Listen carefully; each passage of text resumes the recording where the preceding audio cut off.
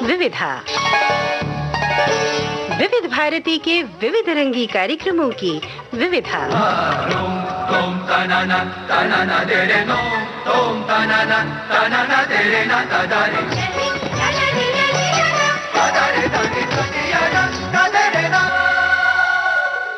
विविधा के सभी सुनने वालों को यूनुस खान का नमस्कार। बीती विभावरी जागरी, अंबर पनघट में डुबो रही, तारा घट उषा नागरी, बीती विभावरी जागरी।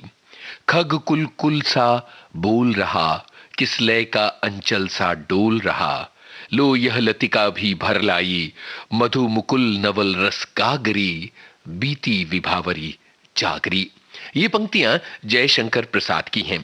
अब आप सोच रहे होंगे कि अचानक विविधा कार्यक्रम के आरंभ में हमने जयशंकर प्रसाद का जिक्र क्यों किया। तो आपको बता दें कि ना तो उनकी याद का दिन आ रहा है, ना कोई विशेष बात है, पर बात क्या है ये विविधा में आगे चलकर हम आपको बताएंगे। 23 जनवरी को जन्मदिन होता है नेताजी सुभाष चंद्र बोस का। सुभाष चंद्र बोस जिन्होंने नारा दिया, तुम मुझे खून दो मैं तुम्हें आजादी दूंगा। सुभाष चंद्र बोस का जन्म 23 जनवरी 1897 को हुआ था। 1941 में उन्होंने आजाद हिंद रेडियो शुरू किया था। भारत के स्वाधीनता आंदोलन में जिन रेडियो स्टेशंस की महत्वपूर्ण भूमिका रही है, उनमें से एक था आजाद हिंद रेडियो, जो एक गुप्त जगह से अपने प्रसारण किया करता था। सन 1942 में नेताजी सुभाष चंद्र बोस ने आजाद हिंद फौज बनाई थी और मकसद था अंग्रेजों से लोहा लेना और भारत को आजाद कराना। नेताजी सुभाष चंद्र बोस की याद का दिन, उनका जन्मदिन 23 जनवरी। इस मौके पर हम आपके लिए लेकर आए हैं नेताजी सुभाष चंद्र बोस पर केंद्रित एक वार्ता। वार्ताकार हैं मोहम्मद रफीउल्लाह। ये रिकॉर्डिंग हमने विविध भारती के संग्रहालय से हासिल की है, तो सुनते हैं। नेताजी सुभाष चंद्र बोस भारत के एक महान नेता थे। स्वदेश को विदेशी सत्ता से स्वतंत्र और स्वाधीन करने की लड़ाई में उन्होंने जो काम किया वो इतिहास में सदा अमर रहेगा। सुभाष बाबू का जन्म 23 जनवरी सन 1897 में उड़ीसा के कटक नगर में हुआ। उनके पिता का नाम जानकीनाथ बोस और मां का प्रभा प्रभा देवी था। सन 1919 में सुभाष बाबू ने दर्शन शास्त्र में बीए की परीक्षा पास की और उच्च शिक्षा प्राप्त करने के लिए इंग्लैंड गए। सन 1920 में सुभाष बाबू ने आईसीएस का इम्तिहान पास किया, जो उस समय एक बड़ा सम्मान था। ये वो जमाना था जब भारत में राष्ट्रीय आंदोलन दिन प्रतिदिन जोर पकड़ रहा था और विदेशी शासन सख्ती से उसे कुचलना चाहती थी। सन 1919 में जलियांवाला बाग की घटना घटी, जिसके विरुद्ध गांधी जी ने असहयोग आंदोलन आरंभ किया। यदि सुभाष बाबू चाहते तो आईसीएस बनने के बाद सरकार में ऊंचे से ऊंचा पद प्राप्त कर सकते थे, किंतु उन्होंने देश सेवा को उत्तम समझा और आईसीएस से त्याग पत्र देकर देश सेवा के लिए भारत वापस लौट आए। वो 16 जनवरी सन 1921 को मुंबई पहुंचे और उसी दिन गांधी जी से मिलने गए। सुभाष बाबू की गांधी जी से ये पहली मुलाकात थी, जिसका हाल उन्होंने इन शब्दों में लिखा है। मुझे उस दोपहर की अच्छी तरह याद है जब मैं गांधी जी से मिलने मणि भवन गया। गांधी जी कमरे में फर्श पर बैठे थे। उनके सामने कुछ और व्यक्ति भी बैठे थे। कमरे में सभी सामान खादी से बना था। जब मैं कमरे में गया तो इस बात से मुझे बड़ी शर्म आई कि मेरे शरीर पर विदेशी कपड़े थे। गांधी जी के सुझाव पर सुभाष बाबू ने कलकत्ते में चित्तरंजन दास के साथ काम करना आरंभ किया। सन 1924 में कलकत्ता कारपोरेशन में स्वराज पार्टी की जीत हुई और सुभाष बाबू कारपोरेशन के एग्जीक्यूटिव ऑफिसर नियुक्त हुए। उस समय सुभाष बाबू की उम्र केवल 27 वर्ष थी। शीघ्र ही ब्रिटिश सरकार ने यह इल्जाम लगाकर कि उनका संबंध बंगाल के क्रांतिकारियों से है, उन्हें गिरफ्तार कर लिया और बिना मुकदमा चलाए 3 वर्ष तक जेल में रखा। स्वयं सुभाष बाबू 2 बार कांग्रेस के अध्यक्ष बने। फरवरी सन 1938 में कांग्रेस का अधिवेशन हरिपुरा गुजरात में हुआ। ताप्ती नदी के किनारे विट्ठल नगर बसाया गया और अध्यक्ष सुभाष बाबू का जुलूस 51 बैलों से खींचे जाने वाले रथ पर निकाला गया। सन 1940 में सुभाष बाबू ने फॉरवर्ड ब्लॉक की स्थापना की और विदेशी सरकार ने उन्हें फिर बंदी बना दिया। सुभाष बाबू का मत था कि केवल असहयोग आंदोलन या भाषणों से स्वतंत्रता प्राप्त नहीं हो सकती, उसके लिए अन्य उपाय करना होगा। उनके विचारों का सरकार को पता था और सुभाष बाबू पर कड़ी निगरानी थी, किंतु वह भेष बदलकर भारत से निकल गए। सन 1941 में पहले काबुल गए, फिर वहां से रूस होते हुए जर्मनी पहुंचे। वो भारतीय निवासियों और विश्व युद्ध में पकड़े गए भारतीय सैनिकों की एक सेना बनाना चाहते थे और 1942 के प्रारंभ में सुभाष बाबू ने आजाद हिंद फौज की स्थापना की और सिंगापुर में एक अस्थायी सरकार भी कायम की। आजाद हिंद फौज के सैनिकों से उन्होंने अपने संदेश में कहा कि मत भूलो कि गुलाम रहने से बड़ा और कोई अभिशाप मनुष्य के लिए नहीं है। मैं जन्मजात से आशावादी हूं और किसी भी परिस्थिति में हार मानने वाला नहीं। मैं आपके हाथों अपना राष्ट्रीय झंडा, अपना राष्ट्रीय सम्मान और भारतीय वीरों की परंपरा सौंप रहा हूं। मैं आपसे कहता हूं कि मेरी तरह आशावादी बनिए और मेरी तरह विश्वास कीजिए कि घोर अंधकार उषा की पूर्व सूचना है। भारत स्वाधीन होगा और बहुत शीघ्र ही। सुभाष बाबू जैसे देशभक्तों का वरदान है कि भारत स्वतंत्र हुआ, किंतु वो उस समय जीवित न थे। 18 अगस्त सन 1945 को एक विमान दुर्घटना में उनकी मृत्यु हो गई थी। नेताजी का साहस, देशभक्ति और त्याग सदा अमर और देशवासियों का मार्गदर्शक रहेगा। नेताजी सुभाष चंद्र बोस पर मोहम्मद रफीउल्लाह की ये वार्ता अभी आपने सुनी। ये विविध भारती में कभी प्रसारित होने वाले चित्रशाला कार्यक्रम के लिए रिकॉर्ड की गई थी। आपको ये बता दें कि नेताजी सुभाष चंद्र बोस पर 2 बार हिंदी फिल्मों का निर्माण भी किया गया है। इसके अलावा उनके जीवन पर टेलीविजन सीरीज तो खैर बनी ही है, जिनकी बातें आज हम नहीं कर रहे हैं। सुभाष चंद्र बोस पर हेमेन गुप्ता ने एक फिल्म सन 1966 में बनाई थी जिसका नाम था नेताजी सुभाष चंद्र बोस। इस फिल्म में अभी भट्टाचार्य ने नेताजी की भूमिका निभाई थी। इस फिल्म के गाने कवि प्रदीप ने लिखे थे और संगीत सलील चौधरी का था। एक गाने का अंश यहाँ सुन लिया जाए। झंकरो झंकरो झननन झन झन झंकरो अग्नि बीना, आजाद हो के बंधुओं जियो ये जीना, क्या जीना ये जीना, क्या जीना। झंकर झंकर झननन झन झन झंकरो अग्नि बीना, आजाद हो के बंधुओं जियो ये जीना, क्या जीना ये जीना, क्या जीना। नेताजी सुभाष चंद्र बोस पर जो दूसरी महत्वपूर्ण फिल्म बनी उसे श्याम बेनेगल ने बनाया था साल 2005 में और इस फिल्म का नाम था बोस द फॉरगॉटन हीरो। इस फिल्म के गाने जावेद अख्तर ने लिखे थे और संगीत AR रहमान का था। इस फिल्म के एक गाने की झलक ये रही। जागे हैं अब सारे लोग वतन, चेहरों से अब ये ज़मीन और ये गगन, कल तक में तन्हा सुने थे सब रास्ते, कल तक में तन्हा पर अब है साथ मेरे लाखों दिलों की धड़कन, एक वतन। ये तो बात हुई नेताजी सुभाष चंद्र बोस की। आज के विविधा कार्यक्रम की शुरुआत में मैंने जयशंकर प्रसाद की एक कविता पढ़ी थी और आपसे ये कहा था कि जयशंकर प्रसाद की कविता ही क्यों पढ़ी, ये मैं आपको आगे चलकर बताऊंगा। अभी जरा उनकी एक और कविता आपको सुनाऊं। हिमाद्रि तुंग श्रृंग से प्रबुद्ध शुद्ध भारती, स्वयं प्रभा समुज्ज्वला स्वतंत्रता पुकारती, अमर्त्य वीर पुत्र हो दृढ़ प्रतिज्ञ सोच लो, प्रशस्त पुण्य पंथ है बढ़े चलो बढ़े चलो। ये कविता हमारे रग रग में जोश का संचार कर देती है और जब भी 26 जनवरी आती है तो जाहिर है कि देश के प्रति प्रेम और कृतज्ञता का भाव कुछ ज्यादा ही उमड़ता घुमड़ता है।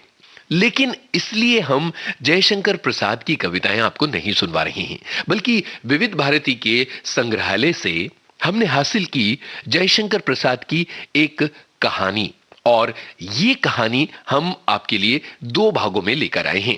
कहानी पुरस्कार का पहला भाग आज हम आपको सुनवाएंगे और इसका दूसरा भाग अगले हफ्ते विविधा कार्यक्रम में आपको सुनवाया जाएगा। तो सुनते हैं कहानी पुरस्कार की रेडियो प्रस्तुति।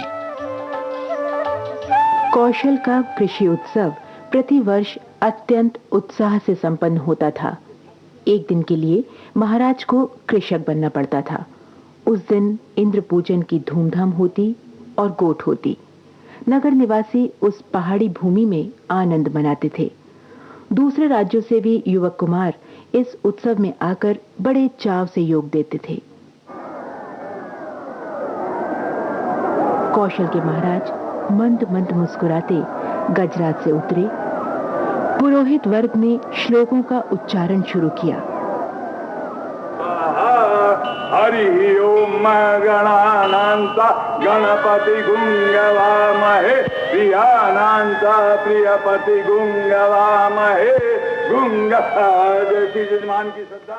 महाराज ने स्वर्ण रंजित हल की मूठ पकड़कर जुते हुए सुंदर पुष्ट बैलों को चलने का संकेत किया। बाजे बजने लगे। किशोरी कुमारियों ने खीलों और फूलों की वर्षा की।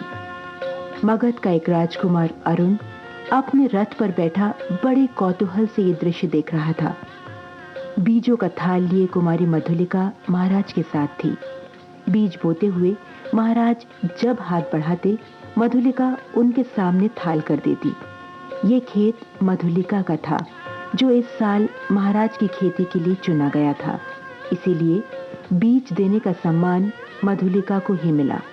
वो कुमारी थी, सुंदरी थी। कभी वो अपने कौशे वसन को संभालती और कभी अपनी रूखी अलकों को, किंतु महाराज को बीज देने में उसने शिथिलता न दिखाई। सब लोग महाराज का हल चलाना देख रहे थे, विस्मय से, कौतूहल से। और अरुण देख रहा था कृषक कुमारी मधुलिका को। आह, कितना भोला सौंदर्य, कितनी सरल चितवन। उत्सव का प्रधान कृत्य समाप्त हो गया। महाराज ने मधुलिका को खेत का पुरस्कार दिया। थाल में कुछ स्वर्ण मुद्राएं, वो राजकीय अनुग्रह था। मधुलिका ने थाली सर से लगा ली, किंतु साथ ही उन स्वर्ण मुद्राओं को महाराज पर न्यौछावर कर बिखेर दिया। मधुलिका की ये तेजमयी मुद्रा लोग आश्चर्य से देखते रह गए। महाराज की भ्रिकुटी जरा चढ़ी ही थी कि मधुलिका ने सविनय कहा, देव, ये मेरे पितृ पितामहों की भूमि है। इसे बेचना अपराध है, इसलिए मूल्य स्वीकार करना मेरी सामर्थ्य के बाहर है। अबोध बालिका, क्या बक रही है? राजकीय अनुग्रह का तिरस्कार तेरी भूमि से चौगुना मूल्य है। फिर कौशल का ये सुनिश्चित राजकीय नियम है। तू आज से राजकीय रक्षण पाने की अधिकारिणी हुई। इस धन को ले और अपने को सुखी बना। राजकीय रक्षण की अधिकारिणी तो सारी प्रजा है मंत्रीवर। महाराज को भूमि समर्पण करने में तो मेरा कोई विरोध न था और न है, किंतु मूल्य स्वीकार करना असंभव है। मंत्रीवर, आप इस बारे में क्या कहते हैं? देव, वाराणसी युद्ध के अन्यतम वीर सिंहमित्र की ये एकमात्र कन्या है। सिंहमित्र की कन्या, जिसने मगध के सामने कौशल की लाज रख ली थी? मधुलिका उसी वीर की कन्या है? हाँ देव। मंत्रीवर, इस उत्सव के परंपरागत नियम क्या हैं? देव, नियम तो बहुत साधारण है। किसी भी अच्छी भूमि को इस उत्सव के लिए चुनकर नियमानुसार पुरस्कार स्वरूप उसका मूल्य दे दिया जाता है। वो भी अत्यंत अनुग्रह पूर्वक, अर्थात भू संपत्ति का चौगुना मूल्य उसे मिलता है। उस खेती को वही व्यक्ति वर्ष भर देखता है और वो राजा का खेत कहा जाता है।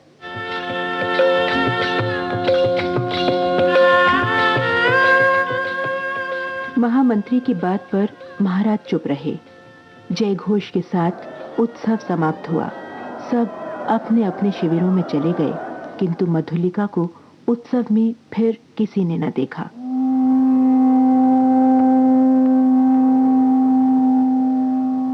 अपने खेत की सीमा पर विशाल मधुप वृक्ष के चिकने हरे पत्तों की छाया में अनमनी चुपचाप बैठी रही। रात्रि का उत्सव अब विश्राम ले रहा था। राजकुमार अरुण उसमें सम्मिलित नहीं हुआ। वो अपने विश्राम भवन में जागरण कर रहा था। आंखों में नींद न थी। प्राची में जैसी गुलाली खिल रही थी, वही रंग उसकी आंखों में था। अरुण उठ खड़ा हुआ। द्वार पर अश्व था। देखते देखते नगर तोरण पर जा पहुंचा। रक्षकगण ऊँग रहे थे। वे अश्व के पैरों के शब्द से चौंके, लेकिन युवक कुमार तीर सा निकल गया।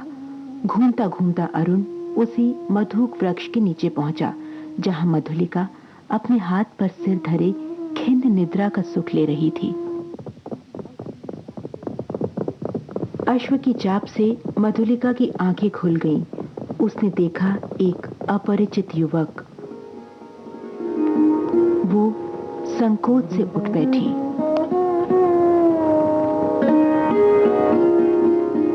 भद्रे, तुम ही न कल के उत्सव की संचालिका रही हो? उत्सव? हाँ, उत्सव ही तो था। कल उस सम्मान। क्यों, आपको कल का स्वप्न सता रहा है?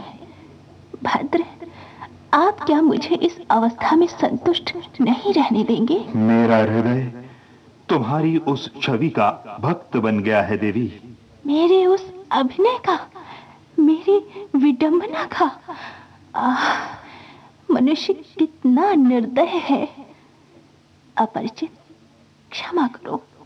जाओ, अपने मार्ग जाओ। सरलता की देवी, मैं मगध का राजकुमार तुम्हारे अनुग्रह का प्रार्थी हूं। मेरे हृदय की भावना अवगुंठन में रहना नहीं जानती। उसे अपनी राजकुमार, मैं कृषक बालिका हूं। आप नंदन विहारी और मैं पृथ्वी पर परिश्रम करके जीने वाली। आज मेरी स्नेह की भूमि पर से मेरा अधिकार छीन लिया गया है। मैं दुख से विकल हूं। मेरा उपहास न करो। विकल न हो मधुलिके। मैं कौशल नरेश से तुम्हें तुम्हारी भूमि दिलवा दूंगा। नहीं, वो कौशल का राष्ट्रीय नियम नहीं है। मैं उसे बदलना नहीं चाहती, चाहे उससे मुझे कितना ही दुख हो। तब तुम्हारा रहस्य क्या है? ये रहस्य मानव हृदय का है, मेरा नहीं। राजकुमार, नियमों से यदि मानव हृदय बाध्य होता, तो आज मगध के राजकुमार का हृदय किसी राजकुमारी की ओर न खिंचकर एक कृषक बालिका का अपमान करने नहीं आता।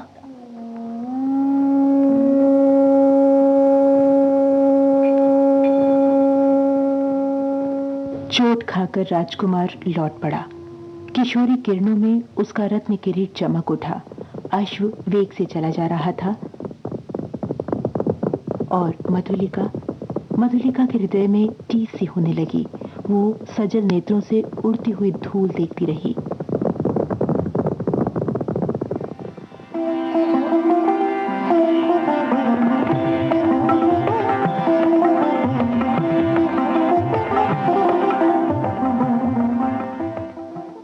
मधुलिका ने राजा का प्रतिपादन अनुग्रहण नहीं लिया। वो दूसरे खेतों में काम करती और चौथे पहर रूखी सूखी खाकर पड़ी रहती। मधुक वृक्ष के नीचे एक छोटी सी पर्ण कुटीर थी उसकी। सूखे डंठलों से दीवार बनी थी। मधुलिका का वही आश्रम था। कठोर परिश्रम से जो रूखा सूखा अन्न मिलता, वही उसकी सांसों को बढ़ाने के लिए पर्याप्त था। दुबली होने पर भी उसके अंग पर तपस्या की कांति थी। आसपास के कृषक उसका आदर करते। वो एक आदर्श बालिका थी उनके लिए। दिन, सप्ताह, महीने और वर्ष बीतने लगे। शीतकाल की रजनी, मेघों से भरा आकाश जिसमें बिजली की दौड़ धूप।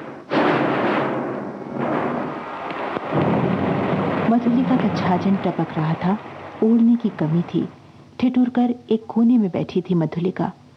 आज बहुत दिनों पर उसे बीती हुई बात स्मरण हुई।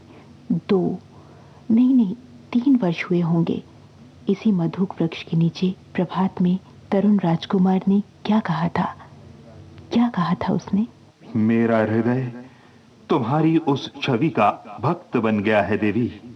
हाय रे विडंबना, आज मधुलिका उस बीते हुए क्षण को लौटा लाने के लिए विकल थी। वर्षा ने भीषण रूप धारण कर लिया।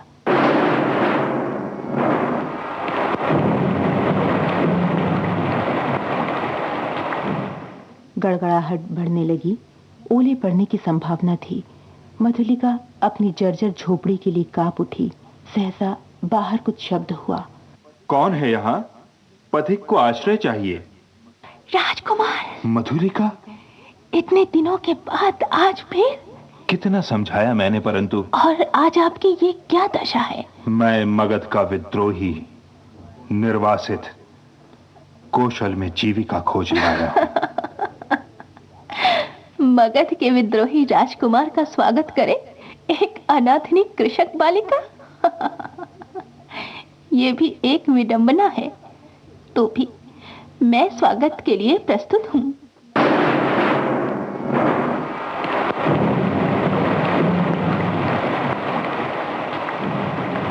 पुरस्कार।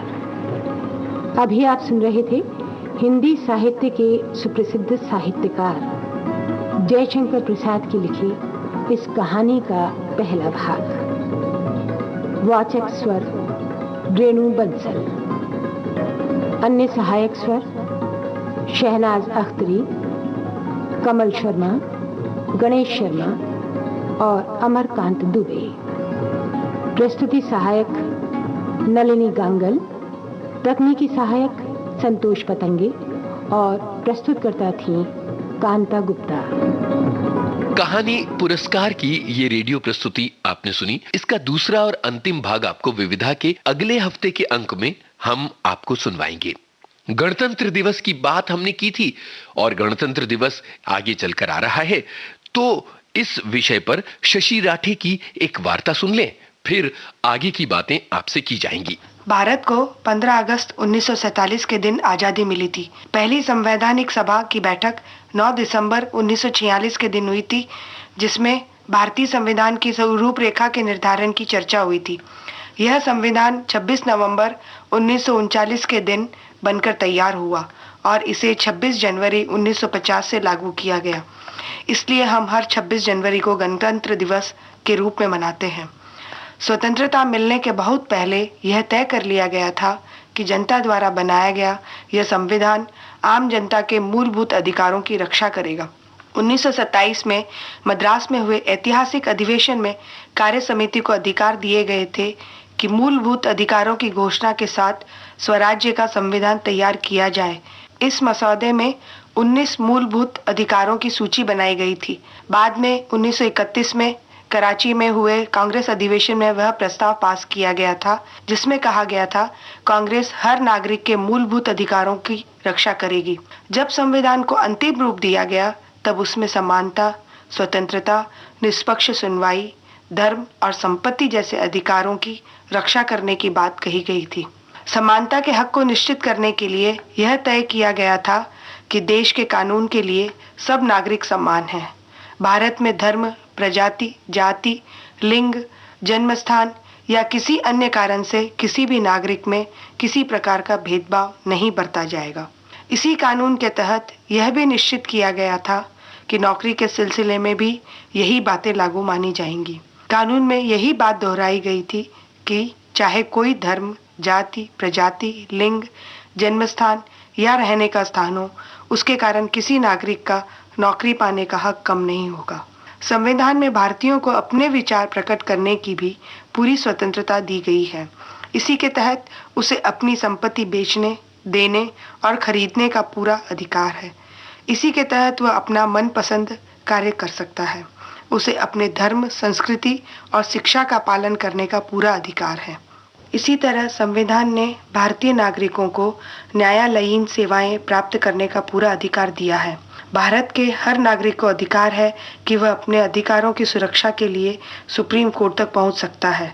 इसी तरह भारत के हर बालिग नागरिक को मतदान के जरिए अपना प्रतिनिधि चुनने का पूरा अधिकार है। इसमें भी धर्म, जाति, लिंग आदि के कारण किसी तरह का भेदभाव नहीं किया जाता है। इन मूलभूत अधिकारों के अलावा भारतीय संविधान की एक और विशेषता है राज्य के नीति निदेशक सिद्धांत, जो कि एक अनोखी चीज है। यह अधिकार किसी भी पुराने संविधान में उल्लिखित नहीं है। जर्मनी के वाइनर संविधान ने कुछ का जिक्र तो किया, पर उनमें और मूलभूत अधिकारों में कोई फर्क नहीं है। सबसे पहले आयरिश संविधान ने इनको मूलभूत अधिकारों से अलग मानकर उल्लेख किया था। इसी को सामने रखकर भारतीय संविधान के निर्माताओं ने अपनी नीति बनाई थी।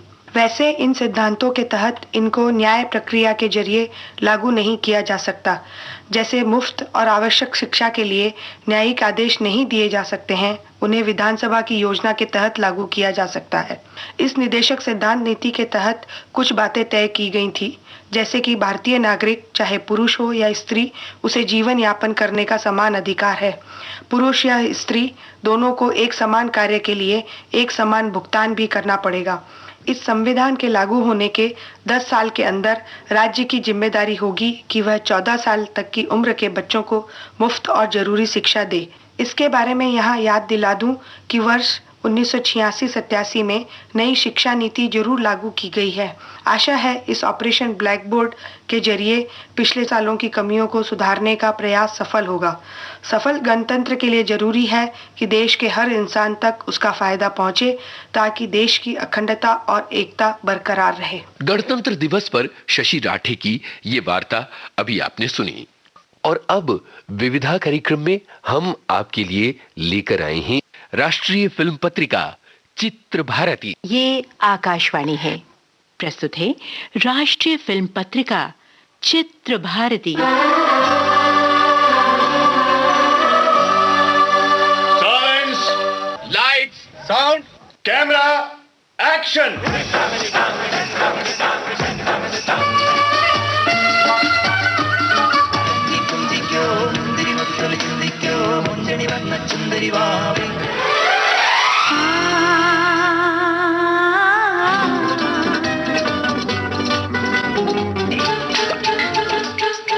नमस्कार। राष्ट्रीय फिल्म पत्रिका चित्र भारती के जनवरी महीने के अंक में आपका स्वागत है। इस अंक में है संपादकीय युद्ध की पृष्ठभूमि पर बनी फिल्में, रुपहला पर्दा रुपहली बातें में फिल्मकार जेपी दत्ता से भेंटवार्ता, और हमारा विशेष रूपक है अभिनेता और पार्श्व गायक के.एल. सहगल पर। बाबुल मोरा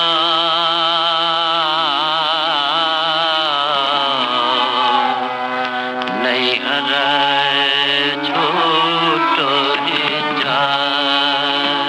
संपादकीय युद्ध की पृष्ठभूमि पर बनी फिल्में। भारत के ऐतिहासिक, पौराणिक, मध्ययुगीन और आधुनिक काल में जब हम युद्ध का इतिहास टटोलते हैं तो हमें 10 राजाओं की लड़ाई का जिक्र मिलता है।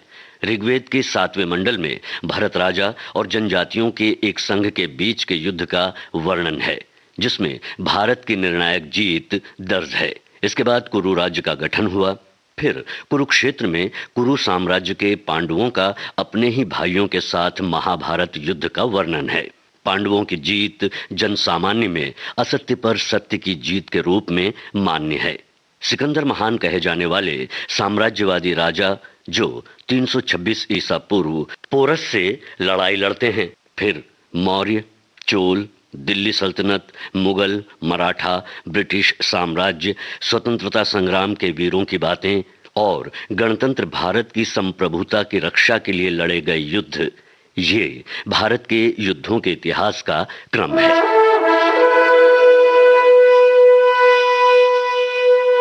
14 मार्च 1931 में अर्देशीर ईरानी की फिल्म आलम आरा से आरंभ हुई सवाक फिल्मों के वर्तमान तक के सफर में अनेक छुए अनछुए, कहे अनकहे, जाने अनजाने विषयों पर फिल्मों का निर्माण और प्रदर्शन जारी है। जाहिर है इस यात्रा में युद्ध की पृष्ठभूमि को ली हुई कई फिल्मों ने जहां शौर्य, वीरता, साहस, जीत, धैर्य, शांति और युद्ध की परिणति दर्शाई गई है, वहीं कुछ एक फिल्मों ने न सिर्फ बॉक्स ऑफिस पर सफलता प्राप्त की है, वहीं दर्शकों को भी अपने विषय से मुतासिर किया, देशभक्ति के जोश को जीवंत रखा।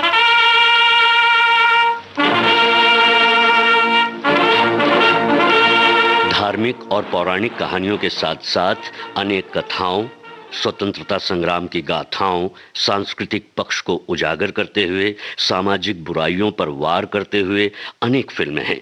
शूरवीरों और समाज में अपने कार्यों से बदलाव लाने वाली शख्सियतों पर केंद्रित कई फिल्मों का निर्माण हुआ है। आज के संपादकीय में हम बातचीत करने जा रहे हैं कुछ ऐसी फिल्मों की जिसकी पृष्ठभूमि में युद्ध रहा है।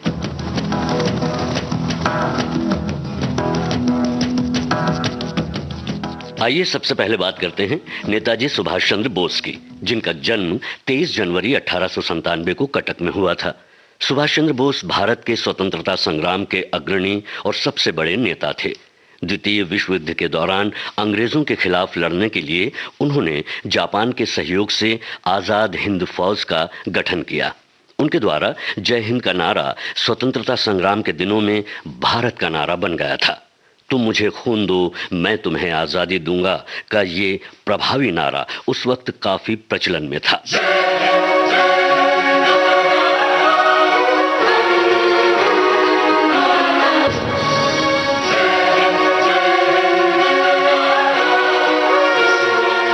नेताजी ने 5 जुलाई 1943 को सिंगापुर के टाउन हॉल के सामने सुप्रीम कमांडर के रूप में सेना को संबोधित करते हुए दिल्ली चलो का नारा दिया था। जापानी सेना के साथ मिलकर ब्रिटिश और कॉमनवेल्थ सेना से बर्मा सहित इम्फाल और कोहिमा में एक साथ जमकर मोर्चा लिया। 21 अक्टूबर 1943 वो साल है जब सुभाष चंद्र बोस ने आजाद हिंद फौज के सर्वोच्च सेनापति की हैसियत से स्वतंत्र भारत की अस्थायी सरकार बनाई, जिसे जर्मनी, जापान, फिलीपींस, कोरिया, चीन, इटली, मंचुको और आयरलैंड सहित 11 देशों की सरकार ने मान्यता दी। जापान ने तो अंडमान और निकोबार द्वीप इस अस्थायी सरकार को दे दिए। आजाद हिंद फौज ने आक्रमण कर कुछ भारतीय प्रदेशों को अंग्रेजों से मुक्त भी कराया। दुश्मनों सावधान, शत्रुओं सावधान, चल पड़े हैं आज हिंद के जवान, सर पे बांध कर कफन सीना तान। छोड़ दो छोड़ दो छोड़ दो पापियों हमारा हिंदुस्तान। दुश्मनों सावधान, शत्रुओं सावधान। Netaji Subhash Chandra Bose the forgotten hero सन 2004 की भारतीय महाकाव्य जीवनी युद्ध आधारित फिल्म है, जिसे लिखा और निर्देशित किया श्याम बेनेगल ने। फिल्म में सचिन खेड़ेकर, कुलभूषण खरबंदा, रजित कपूर, आरिफ जकरिया और दिव्या दत्ता ने प्रमुख भूमिका निभाई थी। ये फिल्म नाजी जर्मनी में भारतीय स्वतंत्रता संग्राम नेता सुभाष चंद्र बोस के जीवन को बड़े ही असरदार ढंग से दर्शाती है। इस फिल्म को BFL लंदन फिल्म फेस्टिवल में व्यापक प्रशंसा मिली। इस फिल्म को राष्ट्रीय एकता पर सर्वश्रेष्ठ फीचर फिल्म के लिए राष्ट्रीय पुरस्कार प्राप्त हुआ। कदम कदम बढ़ाए जा, खुशी के गीत गाए जा, ये जिंदगी है कौम की, तू कौम पे लुटाए जा। कदम कदम बढ़ाए जा, खुशी के गीत गाए जा, ये जिंदगी है कौम की, तू कौम पे लुटाए जा। वैसे तो मानव शांति चाहता है, पर मानव का इतिहास संघर्षों की कहानियां कहता है। पर यह भी कितना अजीब है ना कि हम शांति कायम रखने के लिए युद्ध की तैयारियां करते हैं। चलिए आगे बढ़ते हैं और बात करते हैं सन 1964 की फिल्म हकीकत की, जो एक वार ड्रामा फिल्म थी। ये 1962 के भारत और चीन युद्ध की घटनाओं पर आधारित फिल्म थी। इस फिल्म में लद्दाख में भारतीय सैनिकों की एक छोटी पलटन एक बहुत बड़े विरोधी के खिलाफ खड़ी है। इस फिल्म में मेजर शैतान सिंह के नेतृत्व में अहिर कंपनी और 13 कमाओं के पराक्रम का एक काल्पनिक चित्रण था। ये फिल्म युद्ध के प्रभाव को बड़े ही नाटकीय रूप से वर्णित करती है। इस फिल्म का निर्माण और निर्देशन चेतन आनंद ने किया था। फिल्म में धर्मेंद्र, बलराज साहनी, प्रिया राजवंश प्रमुख भूमिकाओं में थे। संगीत मदन मोहन का था और गीत कैफी आजमी के थे। फिल्म की कथा और गीत संगीत ने आज पर्यंत अपना प्रभाव जमाए रखा है। सांस थमती गई, नब्ज जमती गई, फिर भी बढ़ते कदम को न रुकने दिया। कट गए सर हम हर हिमालय का हमने न झुकने दिया, मरते मरते रहा बागपन साथियों, अब तुम्हारे हवाले वतन साथियों, कर चले हम फिदा जान तन साथियों, अब तुम्हारे हवाले वतन साथियों। 1973 की चेतन आनंद निर्देशित हिंदुस्तान की कसम युद्ध श्रेणी की एक अन्य फिल्म है जो ऑपरेशन कैक्टस लिली पर आधारित थी। यह फिल्म 1971 में भारत पाकिस्तान युद्ध में भारतीय वायुसेना की भूमिका का जानदार वर्णन करती है। हिंदुस्तान की कसम न झुकेगा सर वतन का हर जवान की कसम, न झुकेगा सर वतन का हर जवान की कसम, हिंदुस्तान की कसम, हिंदुस्तान की कसम। आज हम बात कर रहे हैं ऐसी फिल्मों की जिसमें फिल्म की कहानी की पृष्ठभूमि युद्ध की है। कई फिल्मों के बीच 1997 में आई बॉर्डर,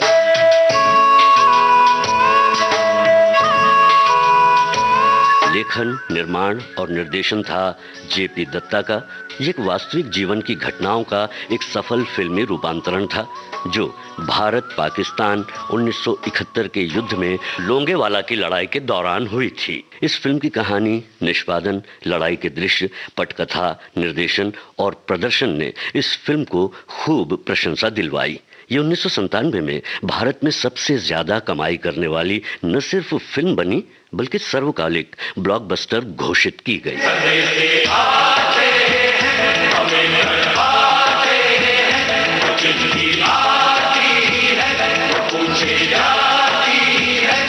घर कब आओगे, घर कब आओगे, लिखो कब आओगे, कि तुम बिन ये घर सुना सुना है। युद्ध जिस कहानी का अंग रहा, इसमें कई फिल्में बनी।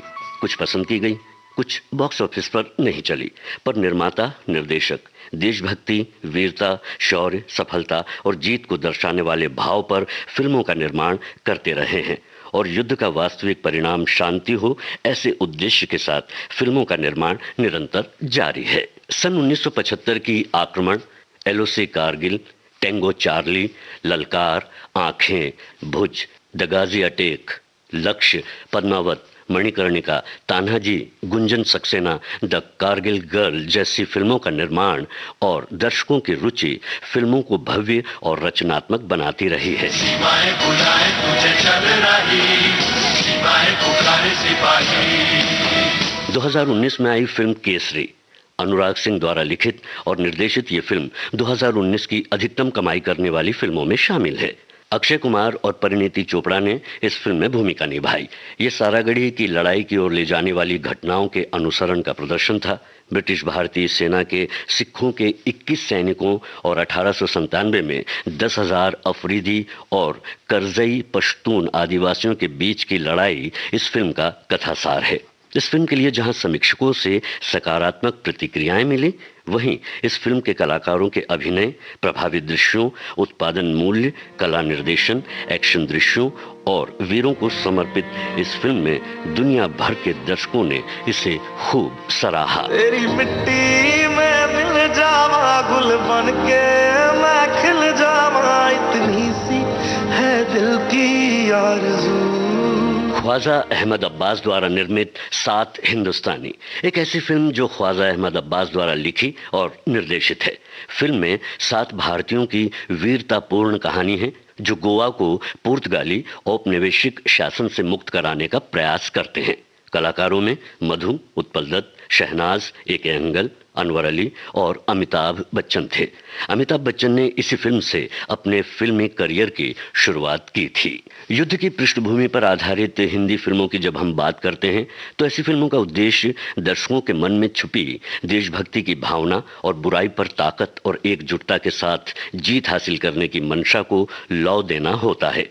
फिल्मकार भी दर्शकों की इस नब्ज को भली भांति जानते हैं और समय समय पर शौर्य गाथाएं कहते हैं अपनी फिल्मों के माध्यम से। ऐसी फिल्में भावनात्मक स्तर पर दर्शकों के दिलों के करीब से होकर गुजरती हैं, जिसका मकसद ये भाव लिए होता है कि फौजी भी कमाल के होते हैं, जेब के छोटे बटुए में परिवार और दिल में हिंदुस्तान रखते हैं। मेरे लिए तुम परेशान क्यों हो, मेरी चिंता में तुम हैरान क्यों हो, अब मान लो मेरा कहना।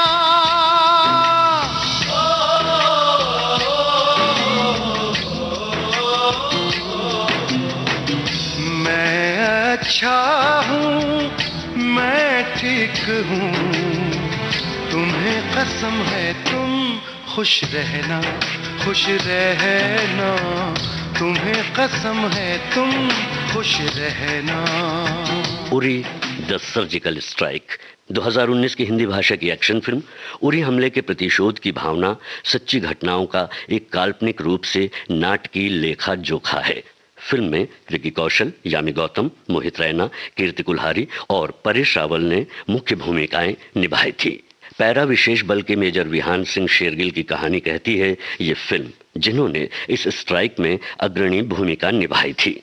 इस फिल्म का संवाद हाउस द जोश और दल का जवाब हाय सर काफी लोकप्रिय हुआ। जिगरा है, जिगरा है, जिगरा है, जिगरा है, जिगरे से निकलेंगी चिंगारियां। वो जिगरा है, जिगरा है, जिगरा है, जिगरा है, जिगरे से निकलेंगी चिंगारियां। निर्देशक विष्णुवर्धन के निर्देशन में संदीप श्रीवास्तव की परमवीर चक्र कैप्टन विक्रम बत्रा की जीवनी पर लिखी कहानी शेरशाह के नाम से बनाई गई। ये फिल्म कैप्टन के जीवन की राह पर चलते हुए वो कब सेना में पहली पोस्टिंग पाते हैं और कैसे कारगिल के युद्ध तक पहुंचते हैं को बड़ी ही सिनेमैटिक कुशलता से बतलाया गया है। फिल्म में विक्रम बत्रा बने सिद्धार्थ मल्होत्रा, साथ में कियारा आडवाणी। ये फिल्म 3 जुलाई 2020 को प्रदर्शित होने वाली थी, पर कोविड-19 महामारी के कारण स्थगित हुई और इसके बाद फिल्म का प्रीमियर 12 अगस्त 2021 को digital platform over the top OTT पर हुआ। शेरशाह डिजिटल मंच पर सबसे ज्यादा देखी जाने वाली फिल्म बनी। कहानियों को कहने का अद्भुत माध्यम है सिनेमा। हर समय काल में नई पुरानी कहानियों को सिनेमैटिक सोच, रचनात्मक तकनीकी गुणवत्ता और भावनाओं के साथ इंडस्ट्री को मजबूत करती कई युद्ध आधारित फिल्में बनती रही हैं और बनती रहेंगी। निर्माता, निर्देशक, कलाकार, दर्शक बदलते रहेंगे, पर जीत को सामूहिकता के साथ जीतने का पर्दे का ये सफर लगातार चलता रहा है और चलता रहेगा। ओ देश मेरे तेरी शान पे सदके कोई धन है क्या, तेरी धूल से बढ़ के, तेरी धूप से रोशन, तेरी हवा पे जिंदा, तू बाग है मेरा, मैं तेरा परिंदा। और अब रुपहला पर्दा रुपहली बातें में फिल्मकार JP दत्ता। पंछी नदियाँ पवन के झोंके, कोई सरहद ना इन्हें रोके। JP दत्ता अपनी युद्ध आधारित देशभक्ति ली हुई एक्शन फिल्मों के लिए जाने जाते हैं।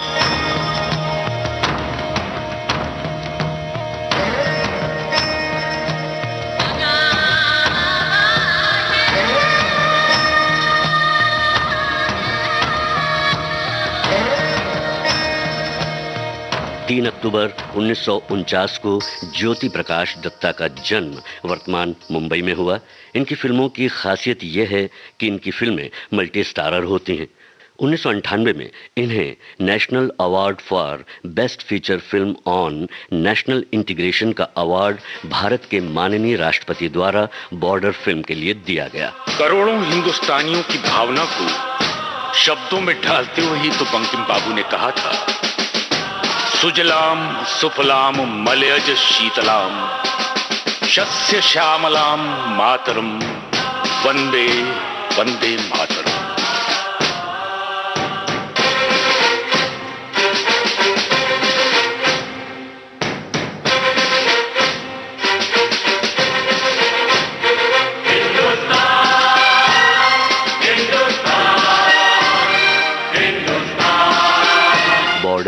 रिफ्यूजी, LOC कारगिल और उमराव जान आदि इनकी मशहूर फिल्मों में से है। JP फिल्म्स के बैनर तले फिल्में बनाने वाले JP दत्ता भारतीय फिल्म इंडस्ट्री का एक सम्माननीय नाम है। सुनते हैं इनसे साक्षात्कार के अंश। बॉर्डर मैंने स्क्रिप्ट लिखा था फाइनल ईयर कॉलेज में। 1972 में मैंने स्क्रिप्ट लिखा था। 71 में लड़ाई हुई थी। मेरे छोटे भाई थे, वो लोंगेवाला बैटल में थे, वो एयरफोर्स में थे उस वक्त, और उन्होंने सॉर्टीज करके टैंक्स उड़ाए थे। वो जब वापस घर लौट के आए, उन्होंने मुझे लोंगेवाला के बारे में बताया। उस किस्से को सुनकर मैंने उस वक्त स्क्रिप्ट लिख दिया, इसलिए मैंने वो स्क्रिप्ट डेडिकेट किया अपने भाई को। मैंने जब फिल्म रिलीज की तो एक दिन मुझे मेरे ऑफिस में फोन आया और मेरी ऑपरेटर ने कहा कि sir, one mister MS Gill wants to talk to you. तो मैं हैरान हुआ कि MS गिल साहब का मेरे को क्यों फोन आया भैया, ये तो इलेक्शन कमिश्नर है, तो ये मुझसे क्या लेना देना है। तो मैंने फोन उठा दिया, मैंने कहा हाँ जी बोलिए। बस yes sir, it's an honour sir to speak to you sir. Yes sir, tell me what can I do for you. उन्होंने कहा कि mister Datta, I have called you only for congratulate you on border and to tell you that you have done a great service by making this film. That, according to me, was the biggest award that I could ever get in my life. मुझे जो border की सबसे जो अच्छी बात लगी है उसके सक्सेस की, वो ये है कि आज भी जब मैं कोई एयरपोर्ट पे होता हूँ या कहीं होता हूँ, तो एक 8 साल का या 9 साल का या 6 साल का बच्चा मेरे पास आता है अपने माँ बाप के साथ, और उसके माँ बाप कहते हैं कि साहब आपकी बॉर्डर इसने कई बार देखी है, जब आती है तो हमको ये चैनल चेंज नहीं करने देता। तो 1997 में ये फिल्म लगाई है और आज भी बच्चा जो है वो बॉर्डर देखना चाहता है। कहीं उम्मीद नजर आती है कि शायद कुछ ठीक ही है अभी तक, और आगे भी शायद ठीक चलेगा, कि अभी भी ये जो इतना छोटा सा बच्चा उसमें ये फीलिंग है, तो ये कहीं हम लोगों के होप्स बने हुए हैं और होप्स रहेंगे, शायद ये पूरे पड़ेंगे।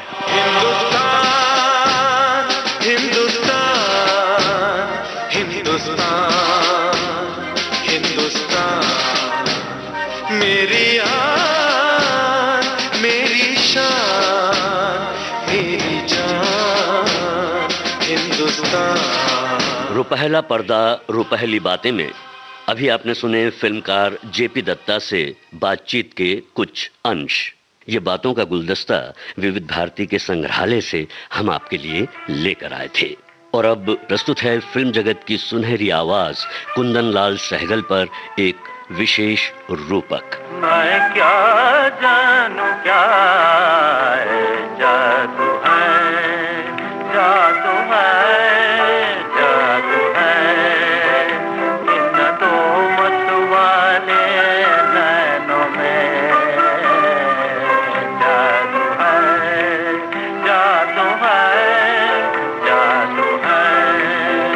मैं क्या जानूं क्या 11 अप्रैल 1904 को जम्मू में जन्मे कुंदन लाल सहगल एक प्रभावी गायक और अभिनेता के रूप में इनकी विशिष्ट पहचान है।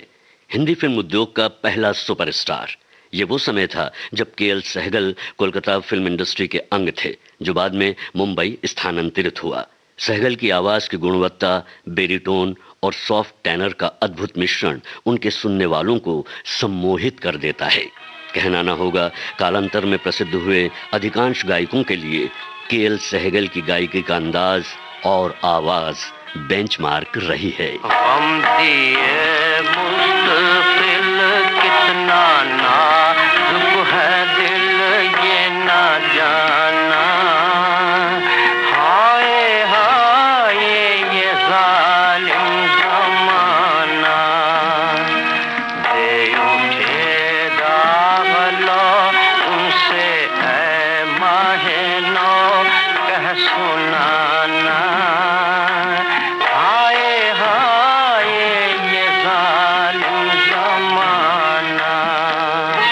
KL सहगल की माताजी का संगीत प्रेम एक विरासत की तरह इन तक आया। जिन धार्मिक समारोहों में ये अपनी माताजी के साथ गए, वहां से भजन, कीर्तन, शब्द के सुर साथ ले आए। रामलीला में सितार भी बजाने लगे। समय के बीतने के साथ साथ आजीविका के लिए टाइम कीपर और फिर शिमला में टाइपराइटर सेल्समैन के रूप में काम भी किया। सेल्समैन के रूप में दौरों के दौरान इनकी यात्रा इन्हें लाहौर ले आई, जहां मेहरचंद जैन इनके दोस्त बने। ये दोनों कलकत्ता गए। नवोदित गायक के रूप में कुंदन दमकने लगे थे और मेहरचंद इनकी प्रतिभा को आगे बढ़ाने के लिए प्रोत्साहित करते रहे। गाने का शौक बढ़ता गया। 1930 के आते ही शास्त्रीय संगीतकार और संगीत निर्देशक हरीशचंद्र बाली ने इन्हें आरसी बोराल से मिलवाया। कलकत्ता स्थित फिल्म स्टूडियो न्यू थिएटर्स में आप अनुबंध में रखे गए, जहां वे पंकज मलिक, केसी डे और पहाड़ी सान्याल के संपर्क में आए। इस बीच इंडियन ग्रामोफोन कंपनी ने सहगल के रिकॉर्ड को जारी किया, जिसमें हरीशचंद्र बाली ने संगीत दिया था। केएल सहगल अब फिल्मों में आए। पहली फिल्म थी मोहब्बत के आंसू, इसके बाद सुबह का तारा और जिंदा लाश। ये सभी फिल्में 1932 में रिलीज हुई थी। जहां खास बात यह है कि सहगल ने अपनी तीनों फिल्मों में सहगल कश्मीरी नाम का इस्तेमाल किया था। 1933 में आई फिल्म यहूदी की लड़की से केएल सहगल ने कुंदन लाल सहगल नाम का इस्तेमाल करना शुरू किया। ये तसर्रुफ अल्लाह अल्लाह तेरे मैखाने में है, ये तसर्रुफ अल्लाह अल्लाह तेरे मैखाने में है, अक्ल की सबको पकारी तेरे दीवाने में है। 1933 में आई फिल्म पूरन भगत। इस फिल्म के 4 भजनों ने देश में सनसनी मचा दी। फिर आई फिल्म चंडीदास, फिल्म रूपलेखा, कारवाए हयात और फिर 1935 में शरद चंद्र चट्टोपाध्याय के उपन्यास पर आधारित देवदास आई। इस फिल्म के गीत भी हिट रहे। बालम आए बसो मोरे मन में, बालम आए बसो मोरे मन में, सहगल ने बंगाली फिल्मों में भी अभिनय किया और बंगाली गीतों के माध्यम से पूरे बंगाल में प्रसिद्धि भी पाई। 1937 में बंगाली फिल्म दीदी आई और हिंदी में फिल्म प्रेसिडेंट।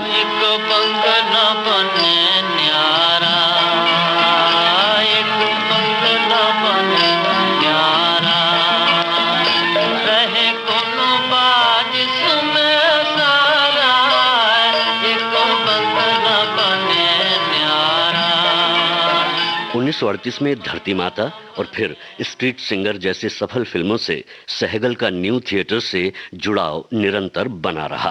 फिर दुश्मन, जीवन मरण और जिंदगी फिल्म आई। 1941 के दिसंबर में सहगल रंजीत मूवी टोन के साथ काम करने मुंबई आए। कई सफल फिल्मों में काम किया। 1942 की फिल्म भक्त सूरदास, तानसेन और फिर 1944 में आई माई सिस्टर। इस दरमियान सहगल का स्वास्थ्य गिरता गया। 1946 की फिल्म शाहजहां में इन्होंने नौशाद अली के निर्देशन में गाया। 1947 में उनकी मृत्यु पश्चात परवाना फिल्म रिलीज हुई। 15 वर्ष के अपने फिल्मी करियर में सहगल ने 36 फीचर फिल्मों में अभिनय किया। 142 फिल्मी और 43 गैर फिल्मी गीतों की सौगात देकर 18 जनवरी 1947 को 42 वर्ष की आयु में केएल सहगल ने इस नश्वर दुनिया से विदा ली। काहे होत उदास पंछी, काहे होत उदास, तू तोड़ना मन की आस पंछी, तोड़ना मन की आस पंछी, काहे होत उदास। आप सुन रहे थे अभिनेता और सुनहरी आवाज के धनी केएल सहगल पर विशेष रूपक।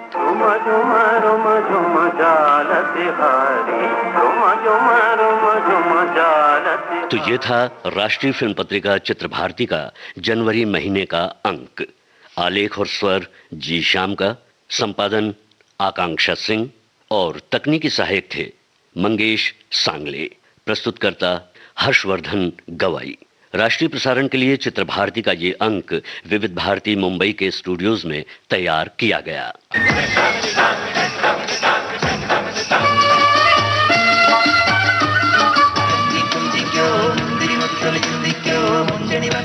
परिवावे।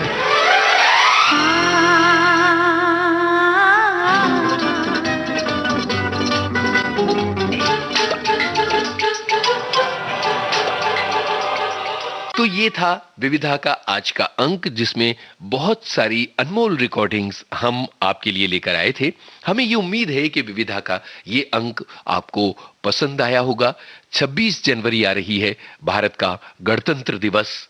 हम अपने देश के इस गणतंत्र को सलाम करते हैं, इसलिए विविधा के अंत में मैं आपसे सिर्फ यही कहूंगा, जन्मभूमि जय अमर भावना, जय गौरव गाथा, अन्नपूर्णा भुवन विजय श्री, जय भारत माता। इजाजत दीजिए यूनुस खान को। इस कार्यक्रम के प्रस्तुतकर्ता हर्षवर्धन कवई। ये थी विविध भारती के विविध रंगी कार्यक्रमों की विविधा।